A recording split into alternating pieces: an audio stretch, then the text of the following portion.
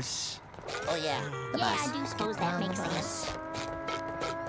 Hello everyone, SpongeStur here, and welcome back to QUICKTOONS, and man do we have a special one today, because today we're doing the SpongeBob special, Kreepaway Kamp. In this episode, SpongeBob and friends go back to Camp Coral to relive their childhood, only to find out there's a mysterious creeper that's snatching everyone. This is quite possibly the most recent I'm reviewing an episode of SpongeBob, or anything for that matter. This came out literally less than 2 weeks ago, so how come I'm covering this episode right now, even though I haven't been covering episodes this recent for the history of my channel? Well, the big reason is that this is not just a double-length episode, this is a triple-length episode, which means that this is the 4th TV movie that this series has put out. You know, after Atlantis SquarePants, Truth or Square, Big Birthday Blowout, and now we have Kreepaway Kamp, which is a Halloween-adjacent episode. It doesn't take place on Halloween or anything, but it is kinda spooky and based on horror movie themes. So I guess this is the Halloween review you're getting this year. I was originally gonna make this a first impressions video, but I've seen it twice, and normally on first impressions, they are literally my first impressions, so that's why I'm deciding to make this a QUICKTOONS thing. Alright, now let's talk about Paramount Plus. So I tried to watch this on Paramount Plus on my TV like a normal person would, but unfortunately I wasn't able to. Not because Paramount Plus crashed or anything. No, I wasn't able to because Paramount Plus, for some stupid reason, does not allow you to use subtitles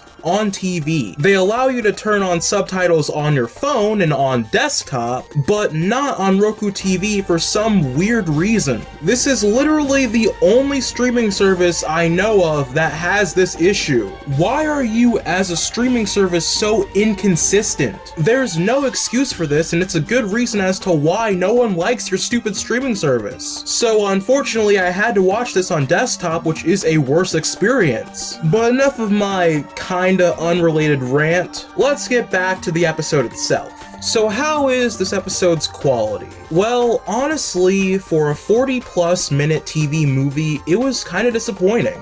Disappointing for a number of reasons. And that's a shame because I saw a lot of people in the SpongeBob community hype this one up like crazy. A lot of them love this special, so I went into it having kinda high expectations. So I have to wonder what went wrong here. Well, of course, I'd like to list the positives first, because this episode isn't terrible. Of course, there were some funny jokes, like Patrick's looting his food, the memories cutting off Patrick's circulation, the explosion jokes, especially how long they drag out that joke, Plankton screaming, which is of course classic, the incinerated joke, Patrick's smug face dropping the safe on Squidward, Patrick yelling, "I'm hollering, I'm yelling," Patrick keeping Squidward's clarinet in his butt, and SpongeBob's smug face at the end. It's not a ton of jokes, especially for a 40-minute special, but it's still way better than, say, Atlantis SquarePants or Truth or Square, so there's automatically a step in the right direction. And I do have to say, the story isn't terrible. The mystery of the Camp Creeper isn't done that terribly, and the stakes do get higher the more characters get taken away. There's a lot of interesting build-up, especially when it goes into nighttime, so I do have to give that applause as well.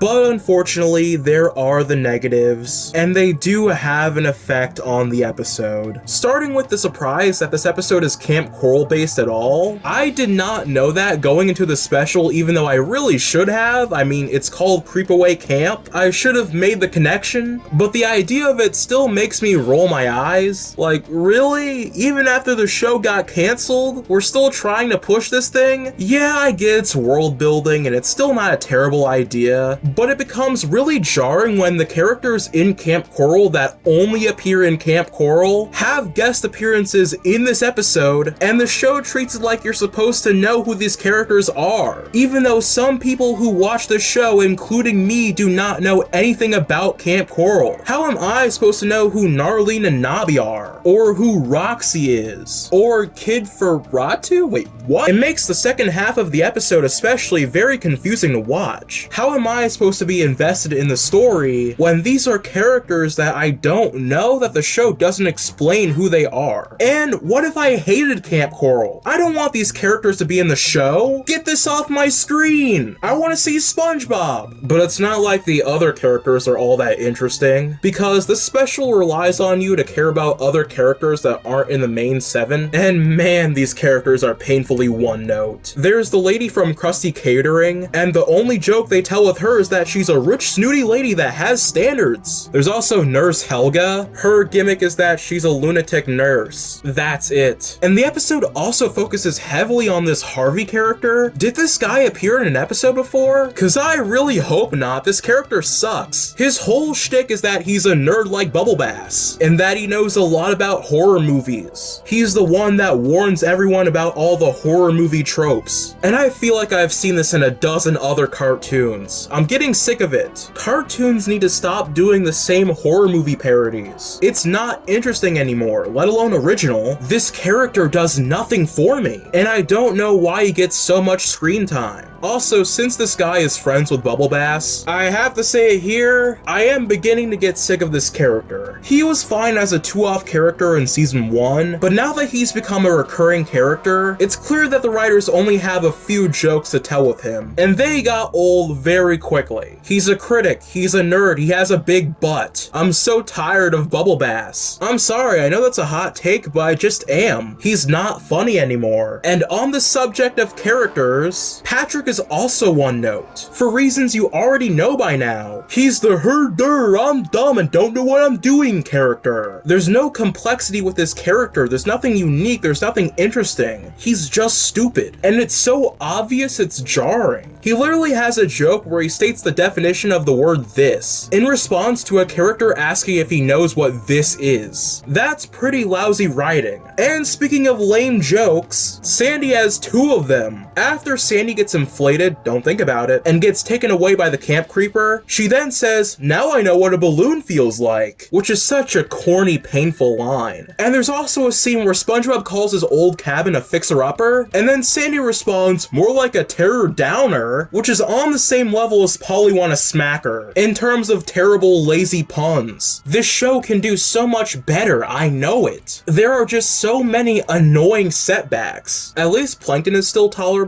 His whole shtick about pretending to be tough, only to get spooked by Karen, was kind of funny. And he is the only character in the entire special to call out Harvey. I wouldn't do that if I were you.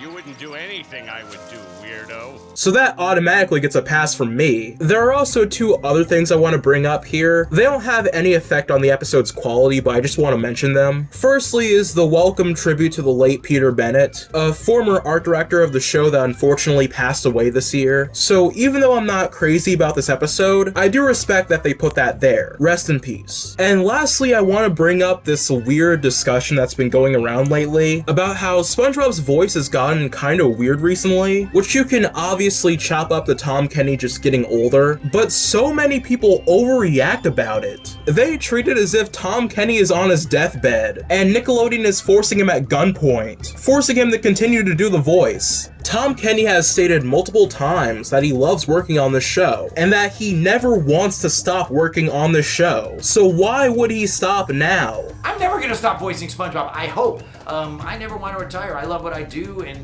SpongeBob brings so much positivity and fun and great people like Bill and everybody else on the show, creativity. Do not act like the man does not want to do the thing he loves doing. And SpongeBob's voice sounds fine. He doesn't even sound that weird. His voice also sounded different in season 4. So why is it a big issue now? People make issues out of the dumbest things possible. What a mess of a conversation. Overall, yeah, this episode is kind of mid, but that's not a bad thing necessarily. This episode did have potential. Just limit the number of characters and increase the number of well thought out jokes, because the story here isn't that bad. I know some people really love this one, but unfortunately I just couldn't get into it. But hey, I will say this, it is still the second best TV movie of this entire show, right behind Big Birthday Blowout. Maybe this show should get a better track record for TV movies. Overall score, 5 out of 10. I'm a spongestur and I'll see you guys next time. Bye.